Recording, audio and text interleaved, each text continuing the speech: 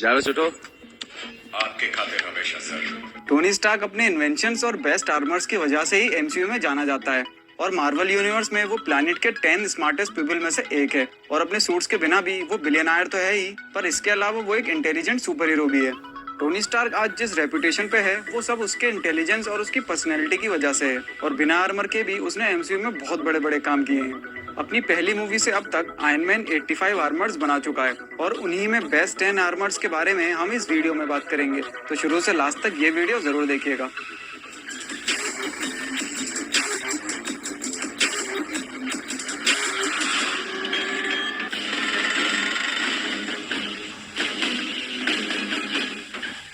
शुरुआत करते हैं उस आर्मर से जिसने एमसीयू को शुरू किया था। आयरन मैन ने अपना पहला आर्मर एक गुफा में बनाया था जिसने उसके सबसे मुश्किल हालात में उसकी सबसे ज्यादा मदद की।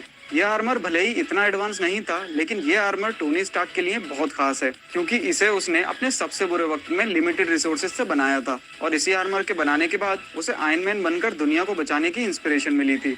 इसी आर्मर का अपग्रेडेड वर्जन मार्क 2 भी हमें आयरन मैन 1 में ही देखने को मिला था। अब चाहे आयरन मैन के कितने भी एडवांस आर्मर आ जाएं, पर यह आर्मर हमेशा उसके टॉप 10 आर्मर्स में से एक जरूर रहेगा।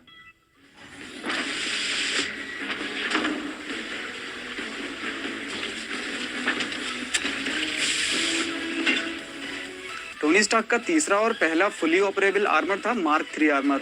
इस आर्मर को टोनी स्टार्क ने क्लासिक रेड और गोल्ड कलर स्कीम में बनाया था और मार्क 2 की आइसिंग प्रॉब्लम को भी उसने इसमें सॉल्व कर दिया था। यह आयरन मैन का पहला हाईटेक आर्मर था। ये सुपरसोनिक स्पीड से उड़ सकता था और साथ ही ये बहुत ही एडवांस वेपन से लैस था। यह आर्मर बुलेट प्रूफ था और इसने एक टैंक तक के अटैक को झेल लिया था।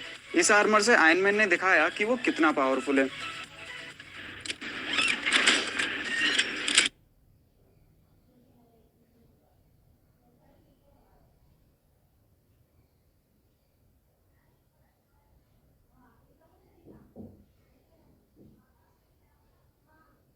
मार्क 5 आर्मर को हमने आयरन मैन 2 में पहली बार देखा था और ये आयरन मैन का पहला ऐसा आर्मर था जिसे कैरी करके कहीं भी ले जाया जा सकता था। इस सूट को टोनी स्टार्क ने इस तरह डिजाइन किया था जिससे ये एक सूटकेस में श्रिंक हो सकता था। इस आर्मर को ऐसे हालात के लिए बनाया गया था जब टोनी अपनी लैब से दूर होता और उसे वहां आर्मर पहनने की जरूरत पड़ती, क्योंकि इससे पहले के सभी आर्मर्स को पहनने के लिए असेंबलर्स की जरूरत पड़ती थी।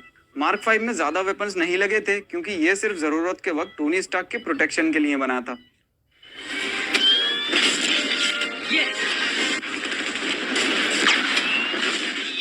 वॉर मशीन आर्मर एक्चुअल में मार्क 2 आर्मर का अपग्रेडेड वर्जन है। इसे जेम्स रोड ने टोनी स्टार्क से ले लिया था और उसके बाद जस्टिन हैमर ने इसमें एडिशनल वेपन्स लगा दिए थे। ये सूट अपने पावरफुल वेपन्स के लिए जाना जाता है। इसका सबसे आइकॉनिक वेपन है इसकी बैक पे लगी हुई मिनीगन। यह armour Captain America Civil War से एंड गेम तक बहुत हेल्पफुल साबित हुआ और इसी आर्मर ने रोडी को भी एवेंजर्स टीम का एक इम्पोर्टेंट मेंबर बना दिया।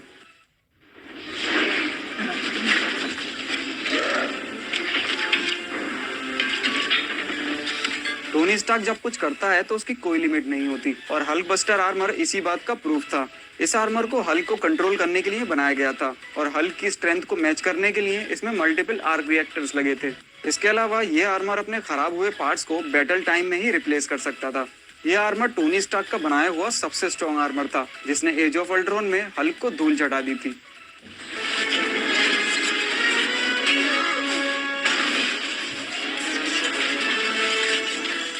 आयरन मैन 3 का mark 42 armour iron man trilogy का सबसे एडवांस आर्मर था। ये एक ऐसा आर्मर था जिसे टोनी स्टार्क दुनिया के किसी भी कोने से वहीं रहकर कंट्रोल कर सकता था। इसके लिए उसे आर्मर को पहनने की जरूरत नहीं थी और इसके अलावा इस आर्मर के हर पार्ट में खुद के जेट्स भी लगे थे जो उड़कर कहीं भी जा सकते थे और किसी की भी बॉडी पे असेंबल हो सकते थे। इस आर्मर की इस एबिलिटी की वजह से ही टोनी स्टार्क ने खुद को और पेपर को उसके घर पे हुए अटैक से बचाया था और इसी के अपग्रेडेड वर्जन मार्क 47 को टोनी स्टार्क ने स्पाइडरमैन होमकमिंग में भी यूज किया था।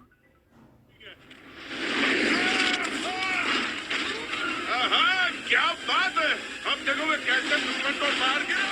Hulk Buster armour Tony Stark का एक ग्रेट इन्वेंशन था और अगर इस आर्मर को एज ऑफ अल्ट्रॉन में ही खत्म कर दिया जाता तो ये बहुत ही डिसअपॉइंटिंग होता, पर थैंकफुली इन्फिनिटी वॉर में हल्क बस्टर को दोबारा यूज किया गया जिसने ब्रूस की उस वक्त मदद की जब हल्क एक्शन में नहीं था। यह आर्मर हल्क बस्टर का ही अपग्रेडेड वर्जन था जिसे ब्रूस ने खुद के लिए मॉडिफाई किया था। यह आर्मर अपने पिछले वर्जन से भी ज्यादा पावरफुल था क्योंकि इसने कल ऑब्सिडियन को भी हरा दिया था जो ब्लैक ऑर्डर में फिजिकली सबसे स्ट्रॉन्ग कैरेक्टर था।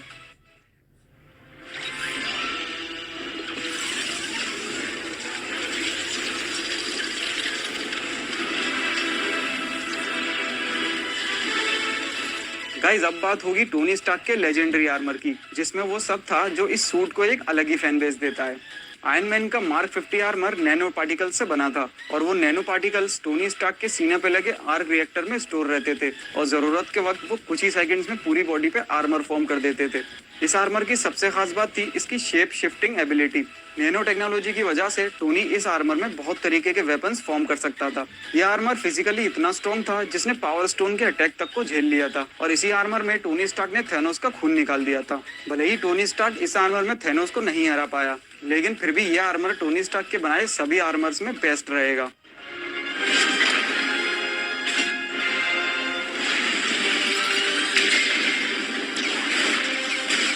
हम सब जानते हैं कि पेपर पॉट्स टोनी स्टार्क की सोलमेट है और वो उसकी पहली मूवी से उसके साथ है। इसलिए कुछ फैंस ये जरूर सोचते थे कि टोनी स्टार्क ने पेपर के प्रोटेक्शन के लिए कोई आर्मर क्यों नहीं बनाया था, लेकिन इस चीज को भी पूरा कर दिया एंड गेम में। टोनी स्टार्क ने अपनी एनिवर्सरी पे पेपर को रेस्क्यू आर्मर गिफ्ट किया।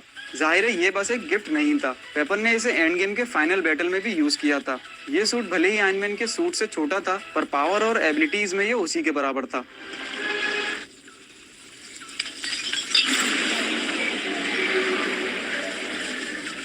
टोनी स्टार्क की एमसीयू जर्नी का फाइनल आर्मर था मार्क 85 आर्मर।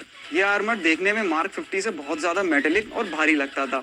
टाइटन पे थैनोस से हार जाने के बाद टोनी स्टार्क ने इस आर्मर को इन्फिनिटी स्टोन्स की एनर्जी को झेलने लायक बनाया था और इस सूट की सबसे खास बात ये थी कि इसमें एक इन्फिनिटी गॉन्टलेट भी लगा था, जो देखा जाए तो टोनी स्टार्क का सबसे ग्रेट इन्वेंशन था, क्योंकि इन्फिनिटी स्टोन्स को हार्नेस कर पाना इतना नॉर्मल काम नहीं होता।